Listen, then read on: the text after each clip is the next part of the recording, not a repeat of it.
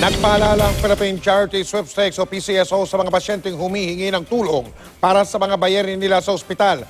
Wala pong bayad yung tinatawag na guarantee letter na ibinibigay ng PCSO. Kaya huwag po kayong magpapaloko sa mga nangihingi ng pera.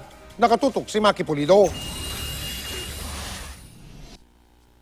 Umabot na raw ng mahigit 1 milyong piso ang bayarin sa ospital ni Jeff, di niya tunay na pangalan.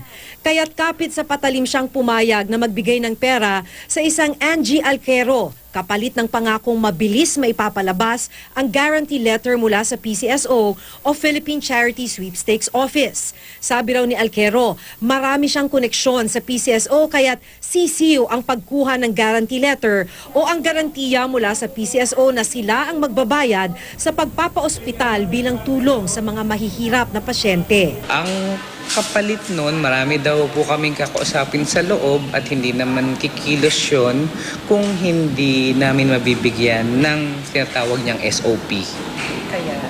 Kaya tuwing magkikita kami, kailangan meron akong bibigay sa kanya na halaga.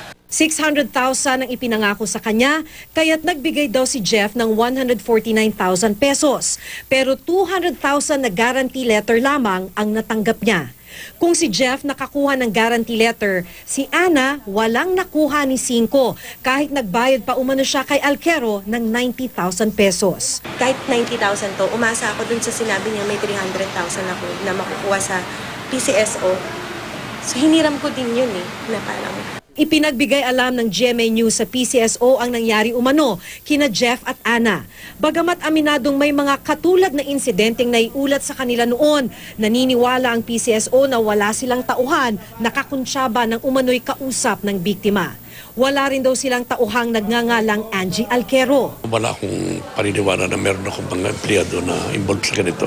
Gawa ng walang dahilan. At saka very clear na sinasabi namin na hindi dapat silang gagamitin yung kanilang tungkulan para gumalang ng pagsasamantala. Para hindi raw mapagsamantalahan, sa opisina lamang ng PCSO makipagtransaksyon. Wala rin dapat bayaran kapalit ng guarantee letter. Nakasalalay ang tulong ng PCSO kung mapapatunayang indigent ang pasyente at kung pasado siya sa mga requirement. Pinaiksi natin nga yung time and at the same time, sinimplihan na lang natin yung requirements. From the date na kumpleto at in-acknowledge ng PCSO yung application mo, ang pinakamatagal mo lang dapat is 4 days. Naghain na sina Jeff at Ana ng reklamo sa PNP Criminal Investigation and Detection Group o CIDG sa Camp Crame. Pinag-aaralan na ito ngayon ng CIDG.